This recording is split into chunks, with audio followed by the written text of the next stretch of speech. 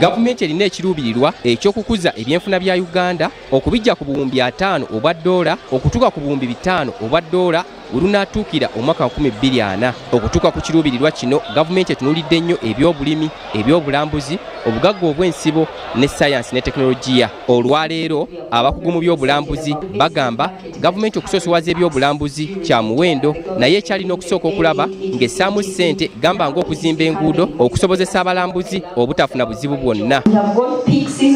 Where we can pay double what we are supposed to pay, and then we have off-peak seasons where we literally cannot even pay anything. And this is where we need partnerships with Housing Finance Bank, especially being a local bank. We are talking about domestic tourism. You understand our language. You know, somebody can come and negotiate with you in Luganda other than going to the other banks where you need to speak impeccable English. Jean Byamugisha agamba n'abakola mu banka basaanye okufuna obuyigirize ku byobulambuzi kuba banka ezimu zigaana okuwola abantu abali mu byobulambuzi olw'okuba tebalina kibamanyi ku bya bulambuzi, ekintu ekizingamya enkulaakulana. Commercial banks have not yet learned that the product you have is different for tourism.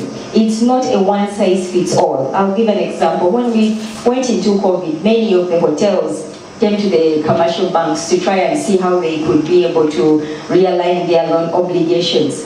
And many of them did not succeed. Why? Because the banks say for us every month, this is the premium or the interest or whatever it is that you call it that you must pay. This is Angela Ndawula akulira business mu Housing Finance Bank agamba nti bonga aba banka betegefu okukolagana na buli kampuni etandika wamu n'ezo ezeetaaga obuyambi okwongera mu business nti ekyo kijja kuyamba okutuukiriza enteekateeka za gavumenti.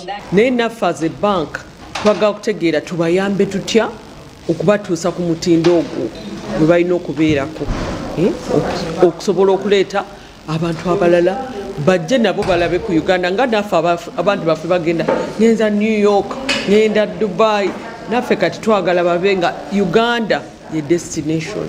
Angela Ndawula asebye ne bannansi okwettanira emirimu egiri mu byobulambuzi kubanga bo ng'aba Housing Finance Bank baagala okukwasizaako buli munnayuganda okulaba nga yeekulaakulanya. Twagala kubayamba kukuza bizinesi zaabwe tuziteeke ku maapu, naye ekyo tunaakikola tutya? Tosobola kujja n'oŋŋamba nti gwe osobezza wano na wano. Bwe mba mu bizinesi yange ngimanyi, enkugamba nti nze kye neetaaga okugituusaawo w'ogamba kye kino. Kati twagala tubawulize tubayambe ebintu ebiba